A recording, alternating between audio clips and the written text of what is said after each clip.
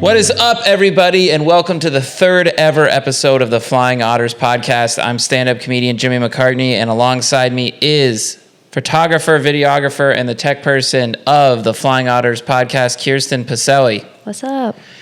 And today, ladies and gentlemen, we're going to start out by talking about a few different news articles, and then from there, we're going to go back into some questions. So here are some news articles that we found today that we thought were not only, intriguing, but also relevant to modern day culture. All right, hit me with it. What do we got? All right, so we have three news topics. Okay. The first one from AP.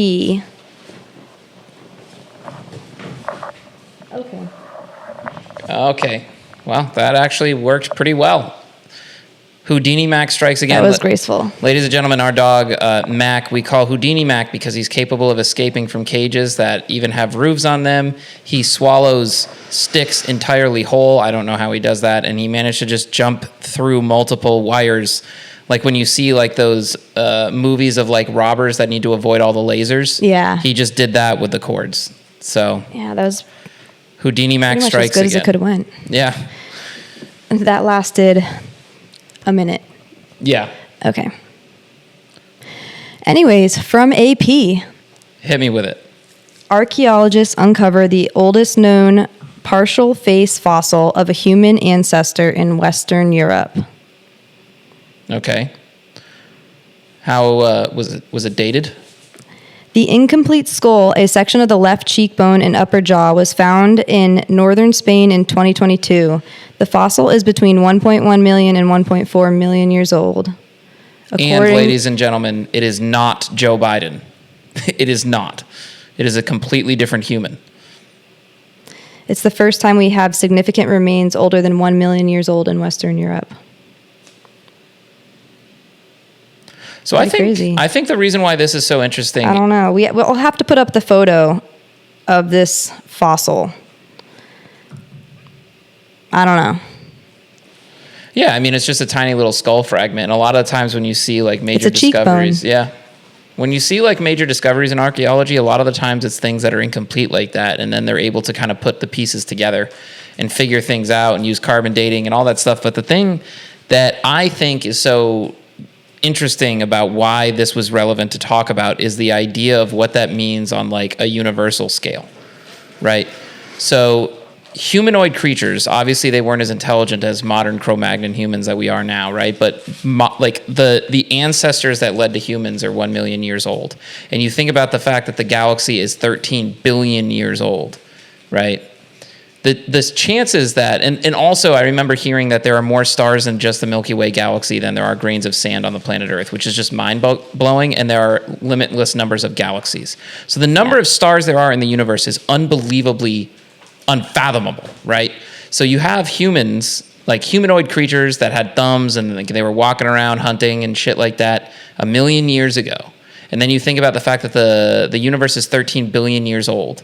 The statistical likelihood that there isn't another civilization out there that's capable of intergalactic travel and all kinds of crazy shit, I would say it has to be virtually zero. Yeah. And we think that we're crazy in the year 2025. Yeah.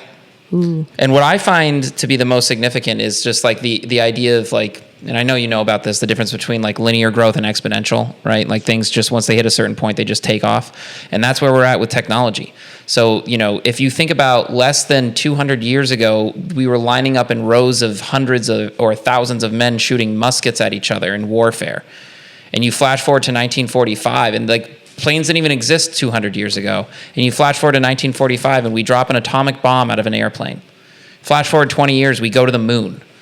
Right? So like the rate of exponential growth that we've had just in the last 200 years, if you allow a civilization 1 million years of exponential growth, how intelligent and capable could they be? So it's like, I don't know. I think the reason why that article is worth sharing is just the idea of how that relates to what goes on in the universe, which is just mind-blowing. Yeah. Well, you can't even fathom it. No, there's just no way our brains could even comprehend the number that's out there. And like the type of technology and actually what I find to be interesting, Halo, the video game, that everybody plays as kids. I personally believe the universe and the lore that is created around that video game is even more interesting than Star Wars, which is what I'm obsessed with. But one of the things that video game talks about is that an ancient civilization became so advanced they could basically choose to evolve or devolve themselves at will. So they went beyond interdimensional travel, harvesting planets, creating solar systems, to deciding if they wanted to be a higher or lower form of intelligence. That's how intelligent they became. They could just choose to do whatever they wanted. So it's just like, I feel like, it could get to a point with alien technology where it's like what they're capable of is something that we can't even comprehend.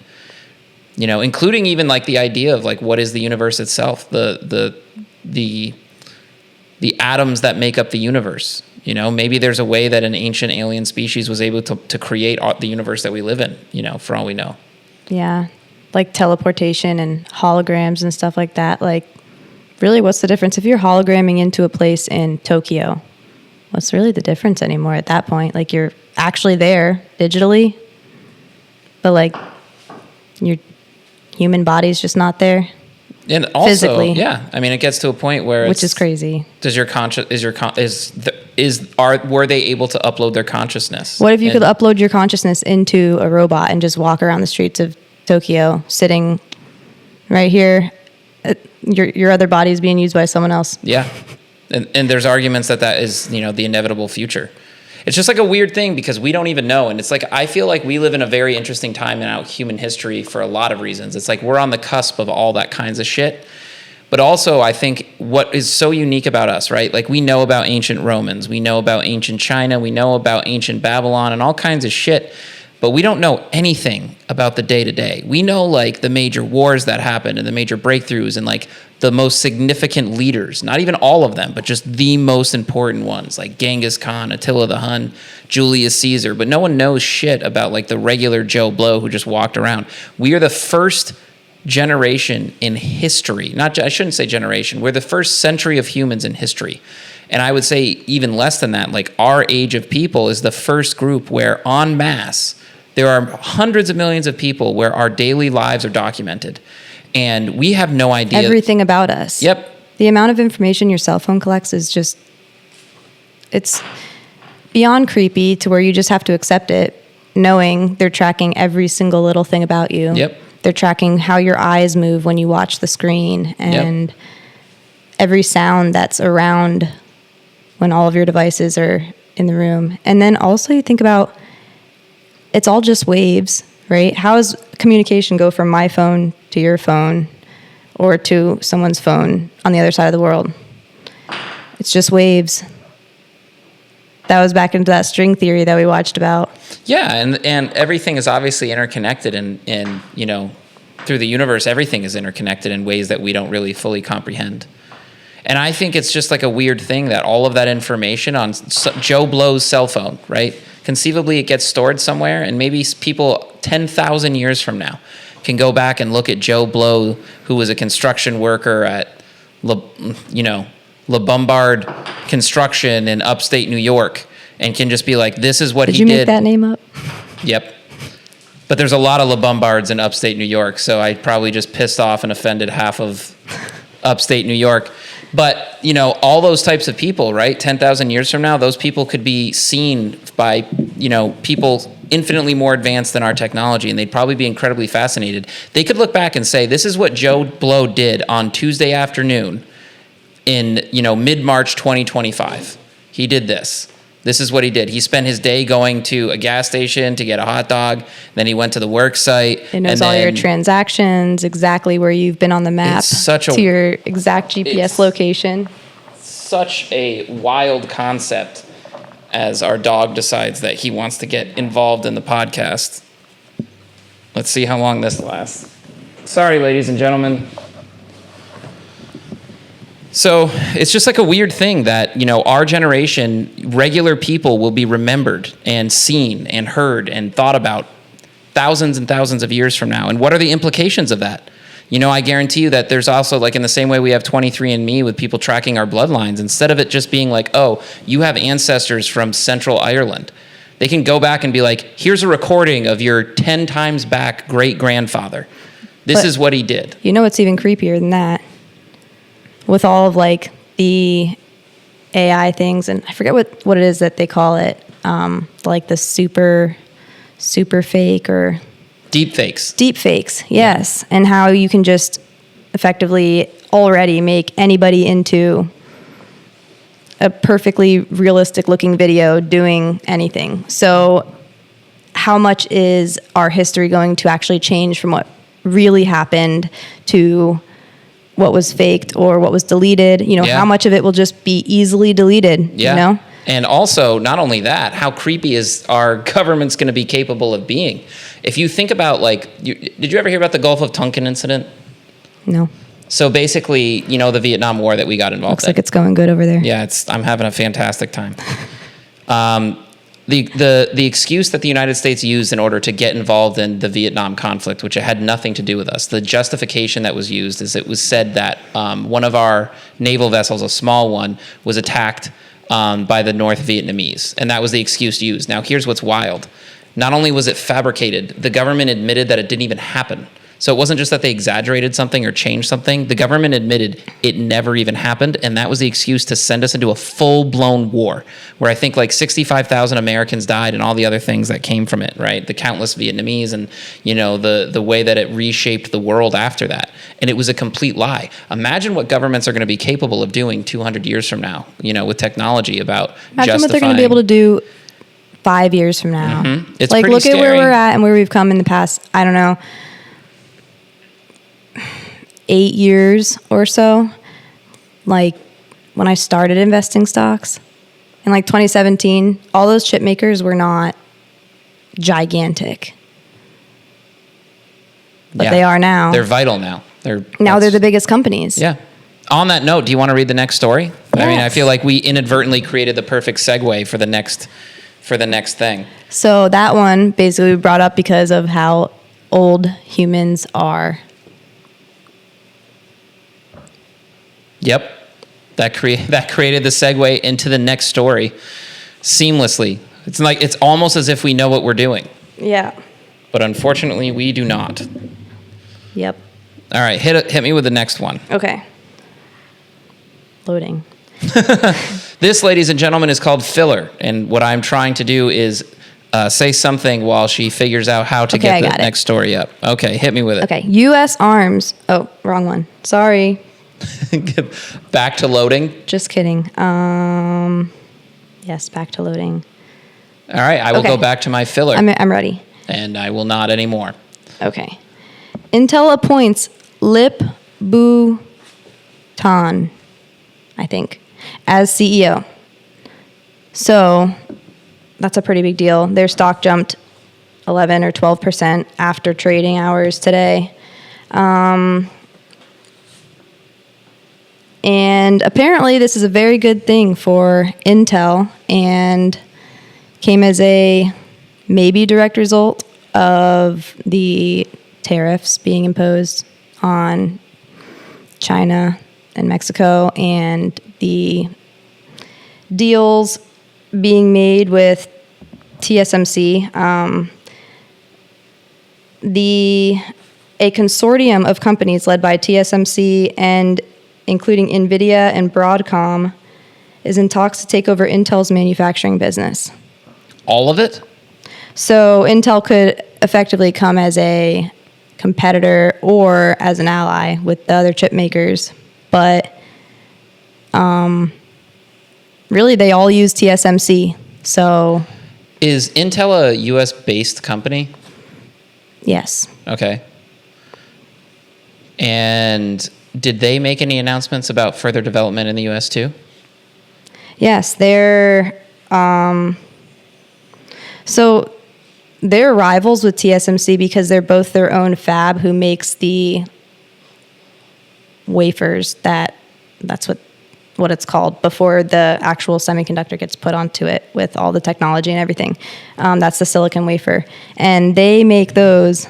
That part is very hard to manufacture, and so TSMC is the largest producer of them by, like, I don't know, I could look up the percentage, but a massive they amount. make a majority of them for the entire world, and including for Intel. So they make chips for Intel, last I looked, and Intel's bringing its manufacturing as much here as they can, and all the chip makers basically just still depend on TSMC, but NVIDIA could see Intel as a competitor or an ally because they can see it as another manufacturing option if Intel decides to manufacture chips for other companies, or they could start doing all of their own manufacturing and eventually make their own chips that would rival NVIDIA's. Right now, they're not making anything comparable to what NVIDIA makes, like the graphics processors and things like that. So they're not completely, but they're in separate playing fields. And so it's all about the manufacturing, which is, I think, why the chip stocks have been so crazy this week and the past couple weeks, including everybody who is affected by the chip stocks like Tesla. Yeah, and it's got to be one of those things where do you want to explain to people who don't follow stocks closely how important those chips are to everything with commerce, why they're so significant and vital? This would not be a thing if we did not have all of these chip companies. All the technologies that we love would not be a thing without these chips. Cars, electric vehicles take up so much of these chips. And yeah, any kind of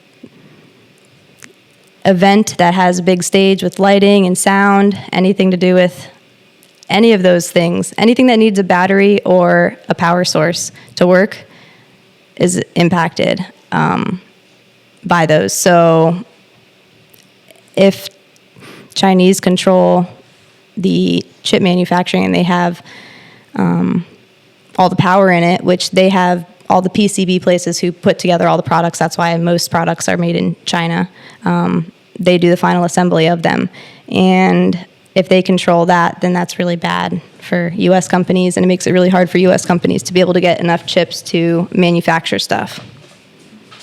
And it also impacts startups and people trying to develop new technologies, and because all of those chip companies will give priority to whoever the largest customers are.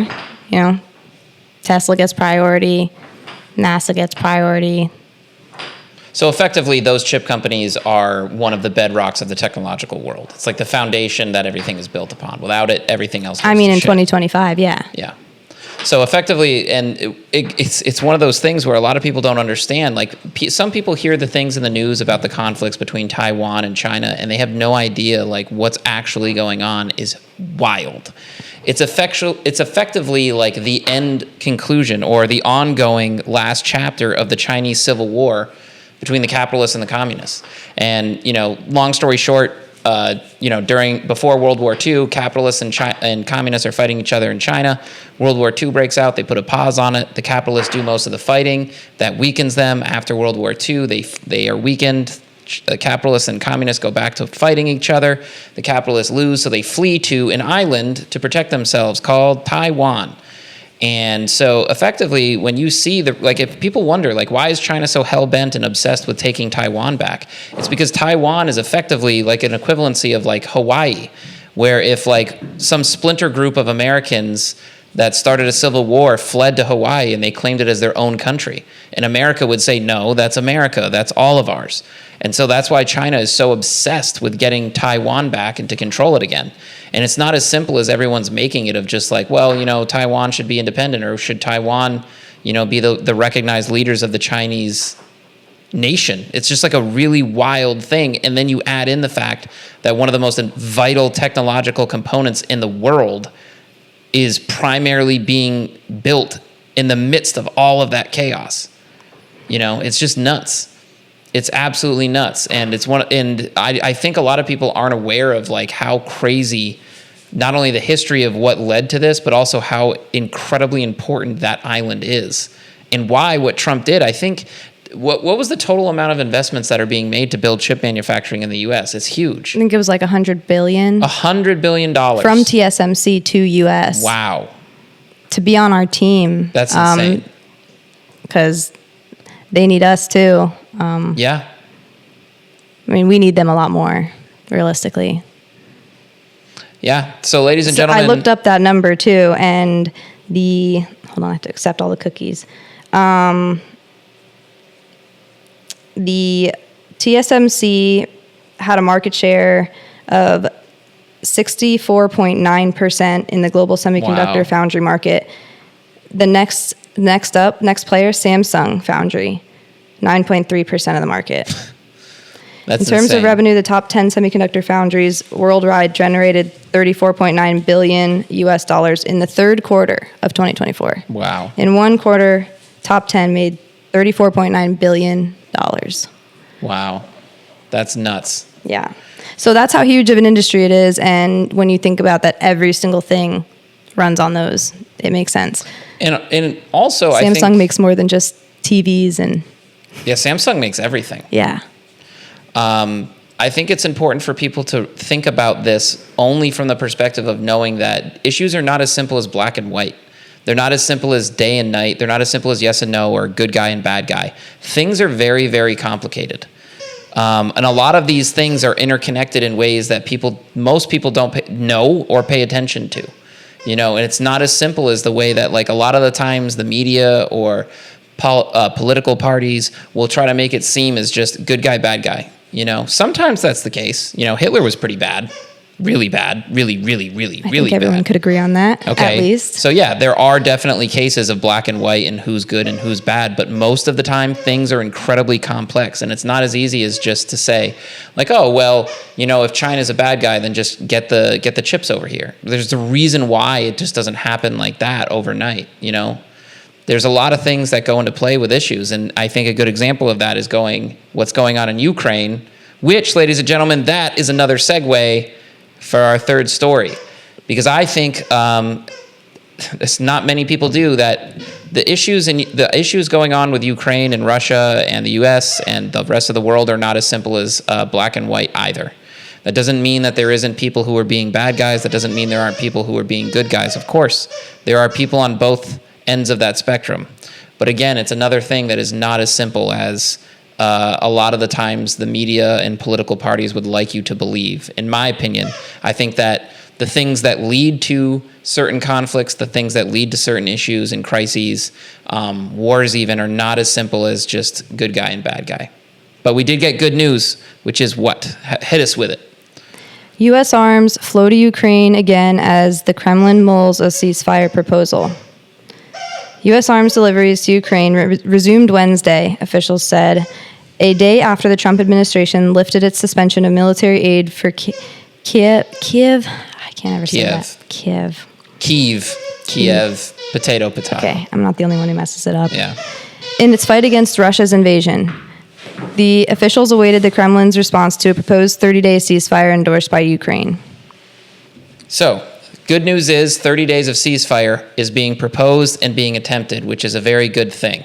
No one knows what will happen from that, but effectively the premise of a ceasefire, which is not perfect, it's not great, but it's the idea that we're going to stop the shooting, basically put a pause on everything so that we can try to hopefully find a diplomatic solution to make the war end. This is huge, this is major, and it doesn't matter to me what side of... and I shouldn't even say side, what you feel about this conflict, how you feel about this war. Ceasefires are good because people are not dying. In my opinion, people are not dying right now, or hopefully soon, people will not be dying, which is a very good thing. It gives room for negotiation. Yeah. And again, I think this is another really important issue that people need to think about. It's kind of like, in the way that the idea of what's going on with Taiwan and China is not as simple as just black and white. It's very similar to the idea of, what's happening with Ukraine and Russia, where a lot of the times the media is trying to portray Russia as just being this, out of nowhere, they just spontaneously attacked Ukraine. And what's happening in Ukraine is terrible. And I believe that the invasion that they launched against Ukraine is terrible. I'm not condoning any of it, defending Russia in any way whatsoever. I want to be very clear about that. However, to say that it was unprovoked is complete nonsense. A lot of people don't know that after the Cold War ended and the Soviet Union collapsed, right? NATO is effectively a military alliance of the US, Canada, and then Western European countries like Britain, France, Germany. And effectively, when the Soviet Union collapsed, NATO promised the new formed Russia, right? We will not expand NATO at all. There will be no expansion. We will not add new member states because the Warsaw Pact that were part of the Soviet Union, countries like Belarus, Ukraine, all those guys, right? They were like a buffer between the West and the East. And NATO promised Russia, we will not expand our countries. We will not do it. And if you look at a map of the continuation of the expansion of NATO, it will blow you away. It will blow you away. You see all of these former Soviet states becoming part of NATO over and over and over, and NATO is expanding and expanding and expanding, adding new members, getting closer and closer and closer to Russia. So effectively, NATO promised something that it did not follow through on. I hope we can add that in. The map? A visual. I mean, that would be really powerful for people to see because it's really significant. And again, in no way am I condoning the invasion of Ukraine or saying that Russia was justified in their actions. The only thing that I am saying is it is not as simple because the media tried to portray it as Ukraine is just sitting here, everything's wonderful, everything's hunky-dory, and then out of nowhere, Russia just invaded it. It's not that simple. There are so many other variables going on, and I think with the fog of war, we don't even know the full extent of all of the rationale that Putin had when he invaded Russia or Ukraine, and again, it is not defending it in any way. I think that war is terrible and invading another country is terrible. However, there were discussions and talks about Ukraine being added into NATO. And at that point, pretty much every single country in Eastern Europe, except for Belarus, would be now a part of NATO, a military alliance that is primarily designed to defend against Russian aggression. And so it's a pretty wild thing that, in a very complicated thing about all of the things that are going on over there. And I think all of it is tragic. The death of not only Ukrainians is tragic, but the death of young Russian soldiers. It's not just, you can argue that Russia is the bad guys, sure. But at the end of the day, the vast majority of the people who are dying are Joe Blow, the 18 to 28-year-old Russians who are just trying to live their lives. And all of a sudden now they have to go fight in a war. So it's a pretty wild thing. And I'm really happy now that there's a proposed ceasefire and that hopefully the ceasefire gets approved by Russia. And then hopefully even further than that, young people don't die. That's, the main thing that I am hoping for. Obviously, there are tragedies in war. Obviously, there's going to be things that do not go certain people's way. And in no way am I picking a side or saying that there are good guys and bad guys. In fact, I don't know. I think I'm making the argument that it's not as simple as good guys and bad guys, that things are very complex. And the biggest tragedy is innocent civilians being bombed and killed, and then young men who I believe that you could also argue that a lot of them are innocent because they're just doing what their country is demanding of them. They believe they're defending their country and helping their country. So it's a really, really tragic thing. War is a hell of a thing. It's really terrible. And I hope that this ceasefire allows there to be peace talks. Is there a timeline on it that you know of, or what's next? So the idea would be that, Russia is deciding if they want to accept the terms of the ceasefire. If Russia accepts the terms, then basically the shooting should hopefully stop for 30 days. And then within that 30-day span, diplomats from both Russia, Ukraine, and then neutral parties like the U.S. that are trying to negotiate peace will get together to try to figure out some sort of settlement to make the war stop. So the goal is that if Russia agrees to this proposal, which hopefully they do, then within that 30-day span, they can figure out a way to end this war. So that's the hope. Who knows what will happen? I don't know. Who knows? And a lot of the times... 30 days is a long time. Yeah, it is. And also within that, a lot of the times... They could get a lot done. They could, but also a lot of things could go south. Yeah. It's been a thing that happens a lot of the time in war where ceasefires are proposed and then other sides use that as an opportunity to do surprise attacks. That type of shit happens. So no one knows what will happen, but it's a sign that things are moving in the right direction. Why?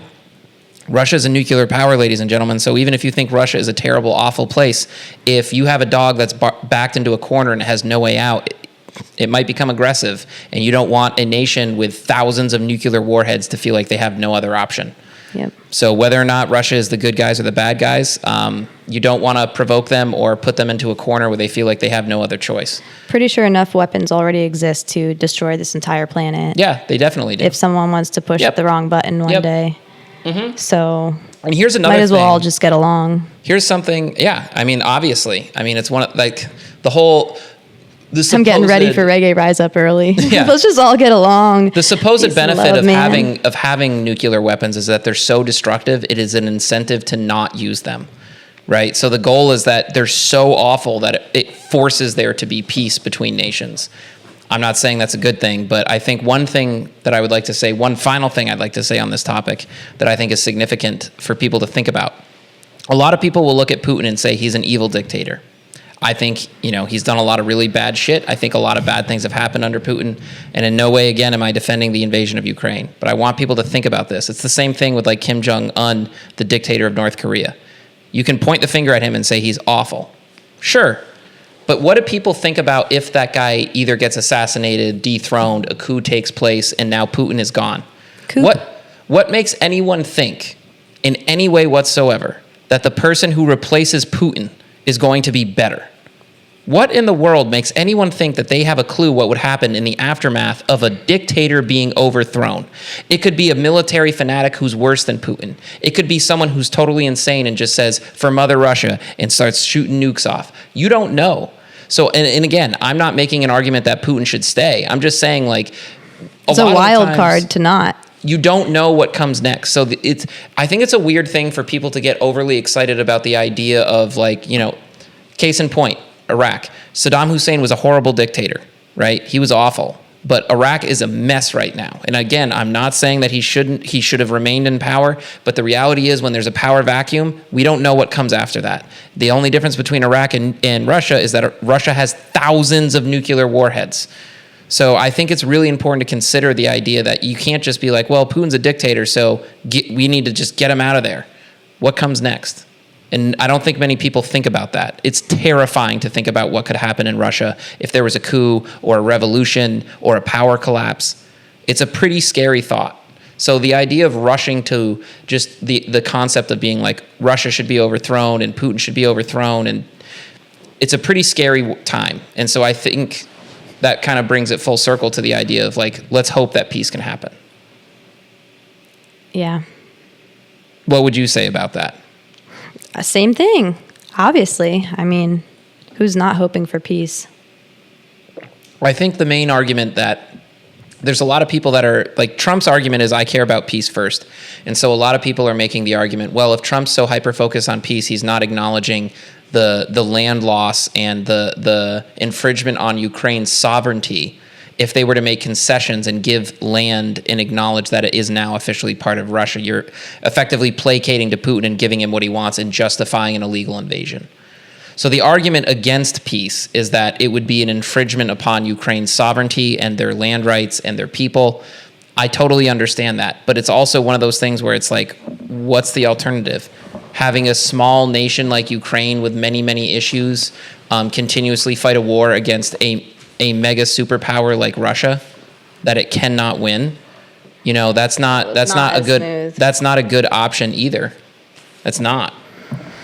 So it's not that I don't think there's anybody out there who's opposed to peace as a concept. I think they're mostly just frustrated with the idea that Ukraine can walk out of this with losing part of its sovereign land and its rights and its dignity. And is it better to lose some of its land or people? That's the argument that Trump is making. And that's the argument that a lot of people are making. Like, it doesn't matter. It's like at the end of the day, what matters more is human life and human suffering. So it's a tough thing. It's not that simple. And I think, I don't know. I hope that one of the things that we're able to kind of do as we do more episodes of this, obviously we're both opinionated and we have our personal issues on things. But what I hope that we're capable of doing better than a lot of media companies and a lot of media outlets is not necessarily presenting our opinions, but it's trying to give a perspective on the totality of issues and understanding that they're not as simple as what a lot of media outlets will try to make it out to be. Well, it's understanding both sides too. Like you just explained, what's the argument for or against peace, effectively, Right. But there is a standpoint against it. Yep. For some, and I guess to each their own. And the people who have their loudest opinion probably know the least. I mean, a lot of the people are, it makes sense. Or they'll never be involved and it'll never impact them one way or another, You effectively, think about it. I don't necessarily blame people, even though, it is a little bit ignorant to try to just, summarize and be like, these are the bad guys, this is the way it is. It's a little bit ignorant, but it makes sense. It's not ignorant to ask questions, though. Of course not. If you were to see people, if you were to watch like a mainstream news outlet and you're just seeing the images of Russian tanks going into Ukraine and buildings blowing up in Ukraine, it's going to be very easy for you to paint the image of Russia is the bad guy, clearly. Like Ukraine was just sitting there minding its own business, and here comes Russia boiling in and just killing people and trying to take everything over. Of course you're going to think they're the bad guy. The problem is that not enough people are asking the questions, why did Russia do that if Ukraine was just sitting there all peacefully? And again, I'm not saying that Ukraine was threatening Russia. That's not my point at all. But in the example, that's a basic childhood lesson, you know. You go home after you get in a fight in elementary school, and it's like, well, but I'm sure that they didn't just do that to you. What did you do to provoke them? Exactly. You know, there had to be something on your end. You weren't sitting like a princess. Exactly. And again, neither one of us is arguing that Russia was justified, but it's not as simple as the way the media is trying to make it out to be. So hopefully through this podcast, maybe this makes people reconsider things that are unrelated to even what we're talking about. Maybe people had a position on an issue completely unrelated and they thought it was day and night. Maybe this makes them take a step back and wonder, like, I wonder what led to day and night. How did it get to day and night? Because whose article am I believing that makes me believe day or night? Exactly. Without me even having a chance to form my own opinion with all of the facts and everything. Exactly. There's no real good place to get all the facts, you know? I mean, it feels like, what are even facts anymore? Unbiased, you know, because even things that are factual can be presented in a way that leads you down a road. Yeah, like how I had to ask you about that one girl today on that podcast. Like, which way is she leaning? Because she's talking pretty subjectively, but I can't really tell. And if you start listening to certain people or start listening to certain news outlets and channels, it can lead you down a road. And especially nowadays when you see things like YouTube where the algorithm is designed to give you more content of what you like, you can start going down a road and not even realize that you're going down it. So it's important. Or even just what you listen to, even if you don't like it and you just want to listen to how ridiculous that piece of content is, then you're going to just get fed it over and over and over and over again. And you're going to be like, this is wild. It seems like there's nobody on the other side. And then when every video that you scroll through is leaning one way. It's important to be aware of these things, ladies and gentlemen, and we're not claiming that we have the answers to any of this shit. It's just about questioning things, including yourself, right? That's what I would say. Yeah, question what you believe. I was so proud of you when you showed me that, you know, the picture of a journal or whatever the assignment was from when you were in college and you were like 19 or 20 and you said, I want to know what's really going on with the media and like what's really motivating them and that type of shit. That's the way that everyone should be thinking. Even if you trust the news source, right? Even if it aligns with what you believe personally, question it. Just question things. And then also do your best to try to get to the root and find like what is the objective factual information that I can see here. Yeah. It's the news source. It's the people who are reporting on the news. It's the, you know, people who are commenting on everything. Yeah. All those people have a play in what's really real. You can get a much better idea once you have a bigger sample size. Yep. So question things, think about things, try to analyze them, and then do your best. Keep an open mind. Keep an open mind, and then maybe at that point even think about it from the position that you disagree with, you know. I am very, very opinionated on virtually everything. There are very few things that I will hear and not be able to at least listen to, I hope. So, I mean, I think maybe that's something that's important too, is just be able to listen to alternative viewpoints, be able to hear people from different political aisles, from different political viewpoints, from different religious viewpoints, from different ethical viewpoints. Just at least listen to them. It doesn't mean in any way you need to agree. And in fact, if you hear someone that you disagree with adamantly, it can affirm why you believe what you do. So it's not a bad thing to hear someone you disagree with. I was going to say, hearing all these other opinions of other people gives your own opinion more legitimacy. You know, reviewing multiple sources and multiple things before you make your own opinion so you get the full story. Yep. That makes your opinion that much more legitimate. Yep. Because you're not making I'm just subjective and I'm going to say my opinion is X regardless of, you know, what really happened. Yep. And that's the best thing that we can hope for, ladies and gentlemen. No one's perfect. No one has the answers. No one is I don't think there's a human out there who has the answers to everything and knows everything perfectly. There's someone who's getting pretty close, though. Who dat? We'll segue to our next topic. Okay. Elon Musk. Yeah, another controversial figure and hated by many right now, but it's pretty wild, ladies and idle gentlemen. to some. Yep. Some in this room. Majority in this room. Yep. Maybe not Mac the dog.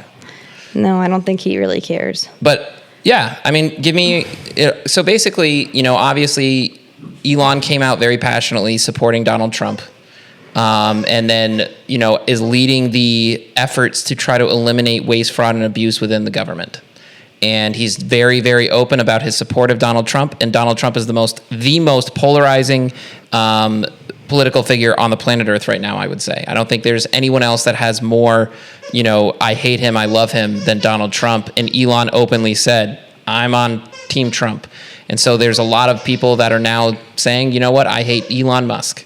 Yep. So tell me what you think. Tell me your opinions on the massive public shift towards, being enraged with Elon, thinking he's terrible, thinking he's awful, that type of thing. I don't understand all the hate on Elon.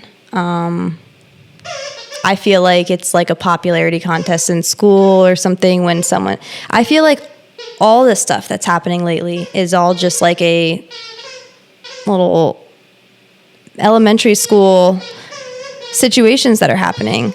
And people hear one bad thing, oh, we hate Trump, and then they put themselves in that group and they say, we also hate Elon. And now you're in that group, you're hanging around those people, now you hate Trump and you hate Elon and you don't even know what happened. And you hear, oh, well, Elon did a sign that looked like the Hitler sign. And now we hate him. And that's all they know about anything. They didn't watch the speech, they didn't watch anything at all, but they know that. And I feel like that's an opinion that people have on another public figure, just like Putin. They have opinions on him. He's obviously bad.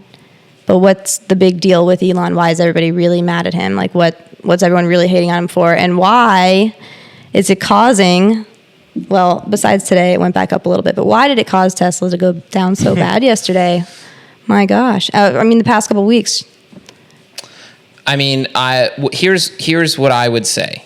I think the outrage on Elon, okay. Before I say this, I would just like to say, for the people who are outraged with Elon, do your best to separate your political views from Elon as a human being, as an individual, okay? Do your best to separate those two things, okay?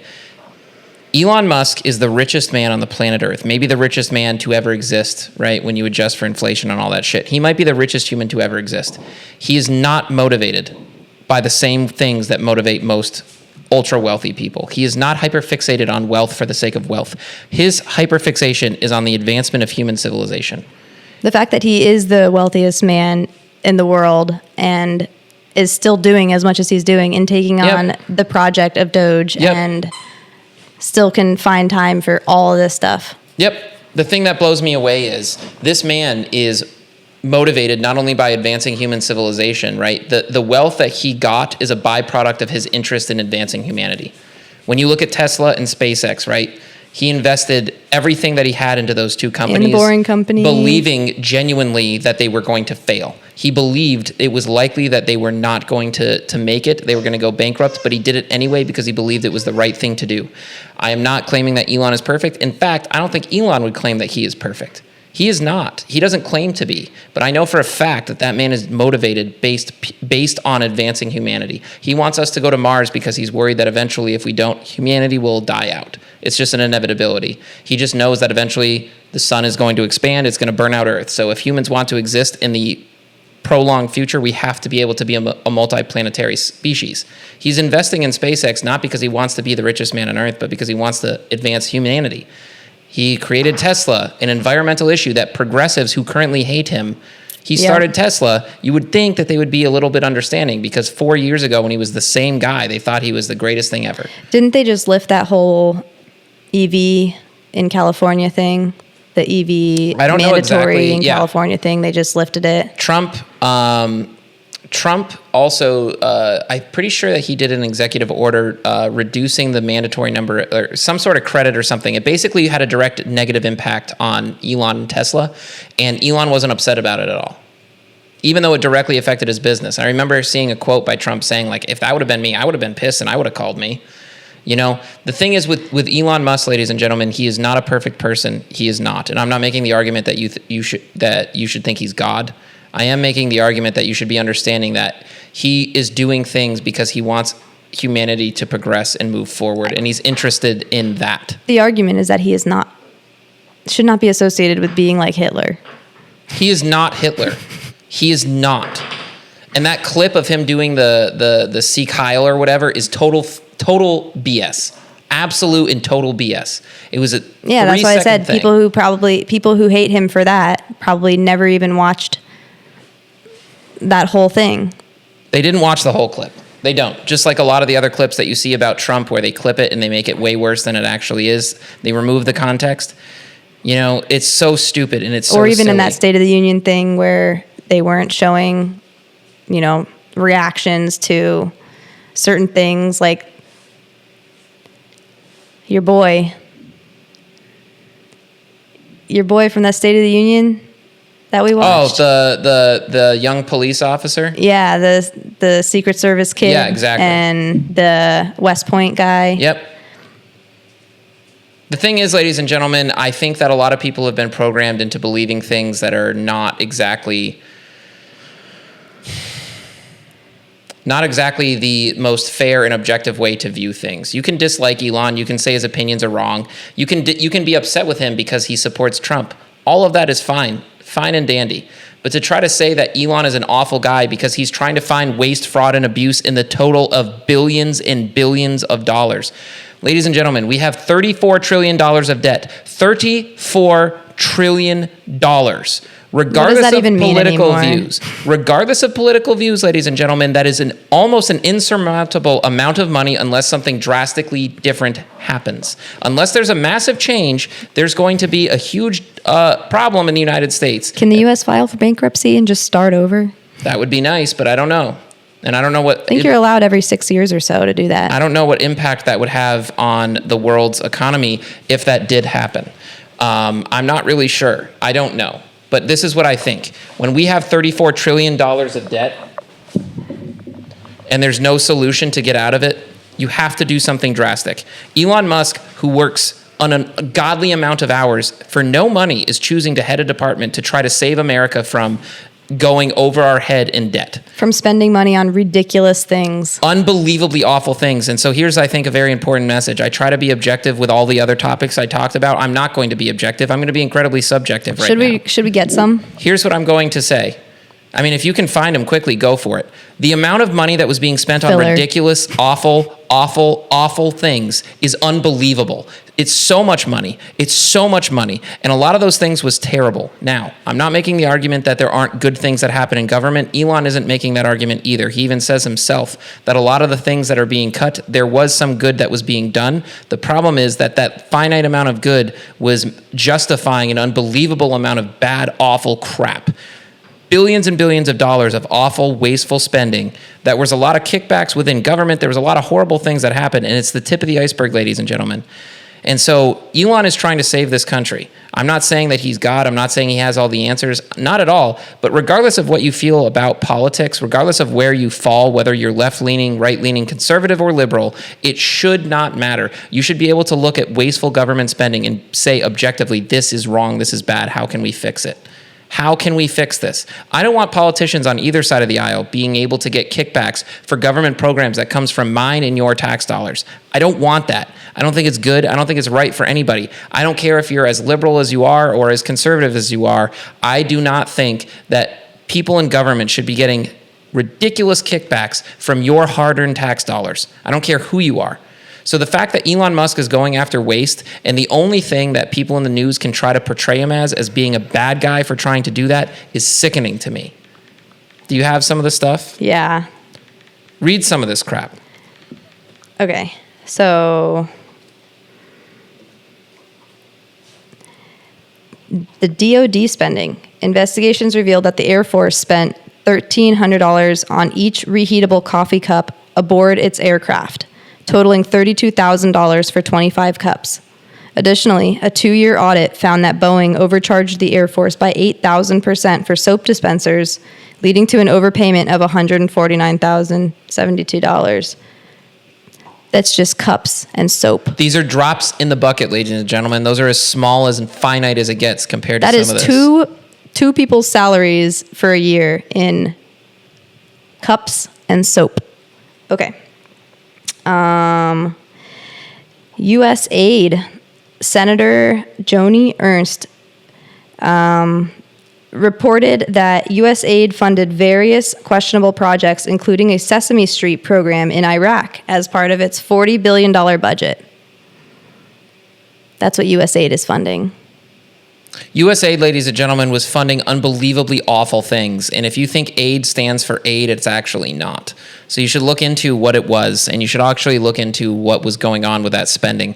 There are unbelievable amounts of money that were being thrown around into horrible, awful, disgusting messes.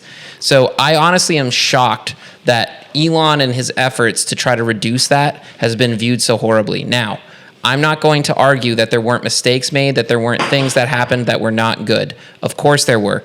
Elon has even admitted that there were mistakes that were made in terms of things that they were trying to cut. He has admitted that. There's going to be mistakes. But why aren't people rallying to the idea that there are bad things that were being used in government? You know, I think it's unbelievable that those are the types of things that have been going on with government and the way that so many people have been perceiving Elon. It's so stupid.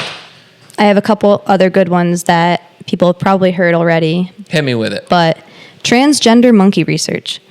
The NIH funded a Florida laboratory with $477,000 to study hormonal changes in male monkeys injected with female hormones, referred to as transgender monkey research.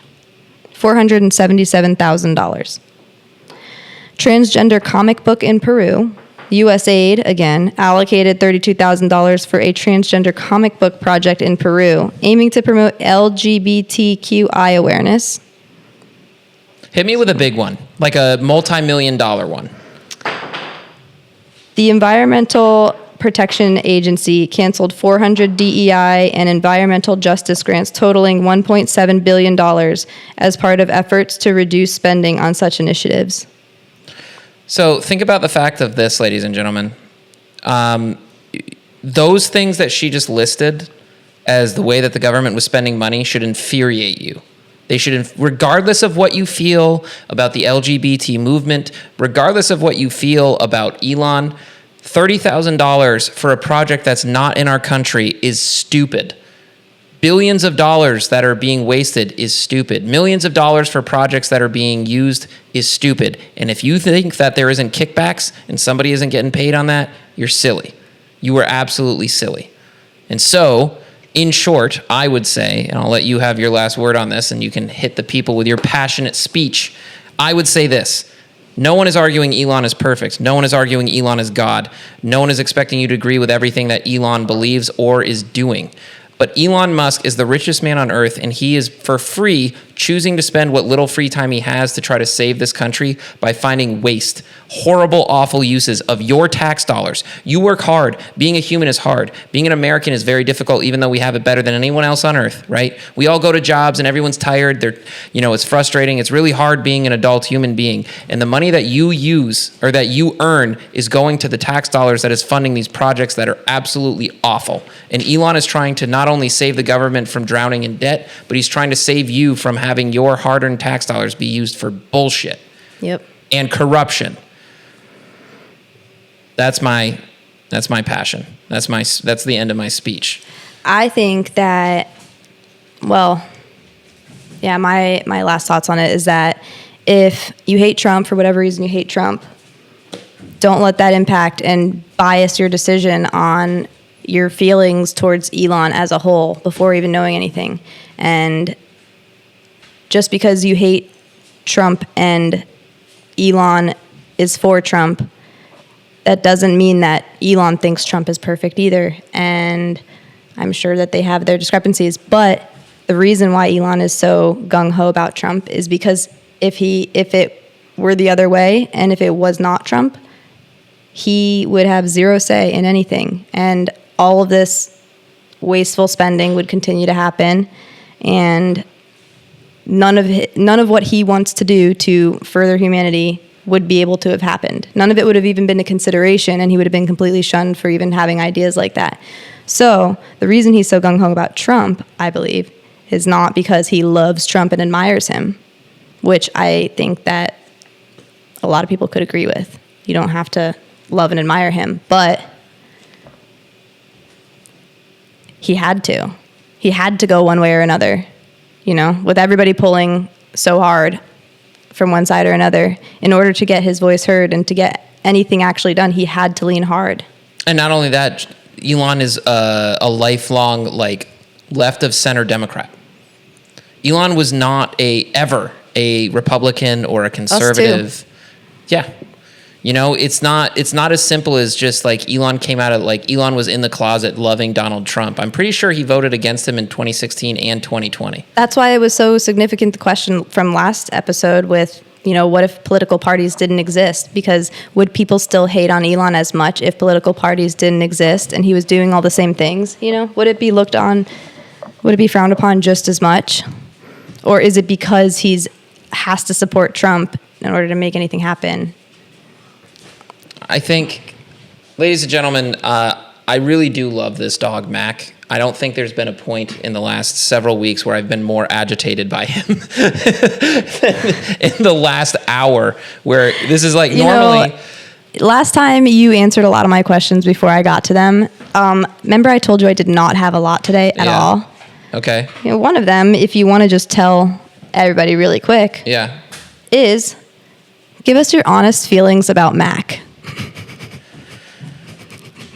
I think I'm really glad you asked that one, because today is the perfect example. This entire time I'm ADHD. It's very hard for me to focus with outside stimulus. And the entire time that you hear that squeaking, he hardly ever squeaks that toy. And he's just been going apeshit squeaking that friggin' thing. Yep. Normally when he's in here at this time of day, he just sleeps on our lap and doesn't move. And all he's been doing is going apeshit and annoying the absolute. Look at this guy. Look at him. My God.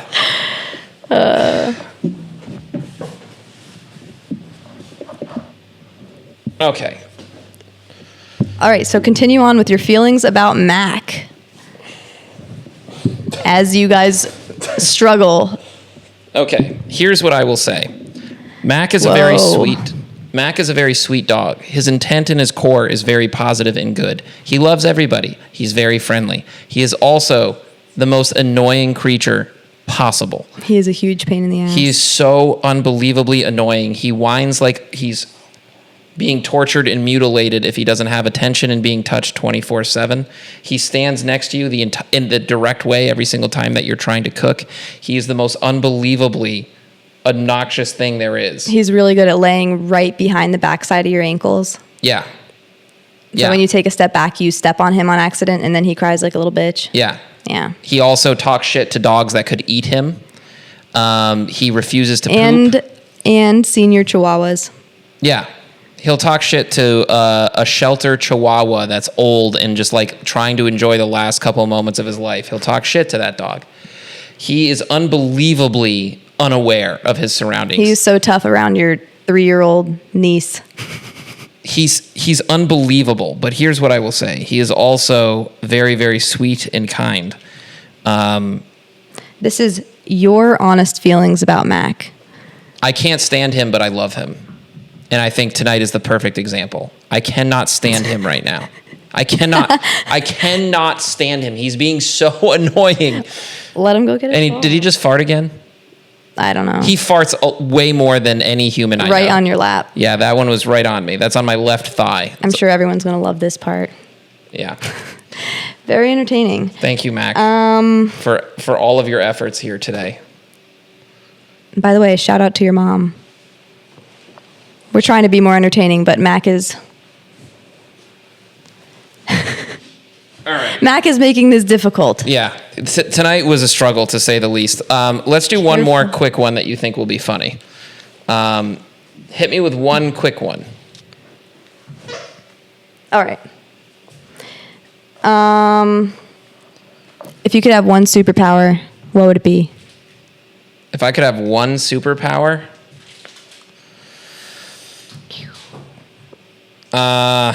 Jeez. Here. Oh, thank you. This is Downs Barbie, ladies and gentlemen. This is a Barbie doll that was marketed as Downs Barbie. Now, you might think that we're being mean and discriminatory. No, this Barbie doll was literally marketed as Downs Barbie. And we saw it in Publix a couple weeks ago, and then we went back the other day, and Kirsten said she wanted to get her because she's been eyeing her for a while. So now, ladies and gentlemen, we have Downs Barbie. She is now officially a part of the team. Yep. She just traveled with us all over. So to answer your question quickly, to try to wrap this up, I wanted to end on a funny high note, and I feel like all this is doing is just an ADHD mess of nothingness. I will say this, as the shark bubbles commence, if I had a superpower, it would probably be the ability to know everything that's going on so I could make smart investment decisions and make life much better for myself and those around me. I want to say this, ladies and gentlemen, thank you. Would you really want to know everything, though, if you could? I don't know. I'm doing my best. I feel like there's just so many. I'll let you take that back, and I'll let you focus because I don't think that you'll like that answer. There's so much stimulus going around. Would you really want to know everything? I don't know. I don't. Maybe. I feel like I'll answer, and then you can go. Yeah, you tell me yours. I would like to be able to teleport. Teleportation? Yeah. That would be a good one. That way, because you hate airports and airplanes as much as I do. They are awful. See? If I could just poof right there. That'd be a good one. Here I am. That would be a good one. How about you get teleportation and I get knowledge? So that way we can combine ourselves into making our lives infinitely better than they are. I wouldn't want you to tell me everything, though. Like, I'm not saying I want to know the answers to everything. Like, I want to know, like, basically this. I want to have the same knowledge that Nancy Pelosi has. Nancy Pelosi, ladies and gentlemen, regardless of political views, is a public servant who's been a public servant for years and has a net worth that is unbelievably massive. Why? Because she gets a little bit of insider knowledge on what's going to happen with the stock Pocahontas? Market. No. Nancy Pelosi was the former Speaker of the House. She's a Democrat from California. And I believe, if I remember correctly, she has the most successful return on investment ratio of like anyone on earth. Because basically what she'll do is she'll find out like, this company's about to get a massive government contract for $50 billion. I should probably invest in them. So she'll do it right before the announcement's made. She does that shit. And I believe she's worth like $100 million, $174 million. So when I said to you, I would love to have knowledge of things, I'm not saying I want to know the answers to everything in the world. You would probably just get arrested for insider trading, though, if you knew everything. I want the same knowledge as Nancy Pelosi. Because if you have that knowledge and you trade on it, then that's called insider trading. And yeah, you could get in big trouble. She can't, but you can. Right. All I'm saying is when I say I want the answers to everything, I want the same knowledge that Nancy Pelosi apparently has. You would like to swap brains with Nancy Pelosi. That's notable. I'm going to mark that down for you. One superpower. Swap brains with Nancy Pelosi. That's a good one. That's a very good one. I'll pick Elon. I'll swap with him instead of Nancy Pelosi. Yeah. I think I would rather be thinking other things than what she's probably thinking about. But are we ready to wrap this up? Oh my God, yes. Beyond yes. I would say absolutely yes. I would say yes, ladies and gentlemen. The fun thing is that Mac doesn't end as soon as this does. Here's what I'll say, ladies and gentlemen. No matter what's going on in your world, I want to thank you so much for tuning into ours. I hope that wonderful things come to all of you, regardless if you think we're idiots, geniuses, stupid, misled, misguided. I hope that good things come to each and every single one of you, as I feel like I need to just give up and accept that Mac is just going to be the most obnoxious thing on the planet Earth right now. I hope that good things come your way. Kirsten does too. We both want to thank you so much for tuning in, and we hope that we see you again for another edition of the Flying Otters podcast. Thank you so much, everybody, and have a great night. And thank you for your patience with Mac, because ours is over. Peace.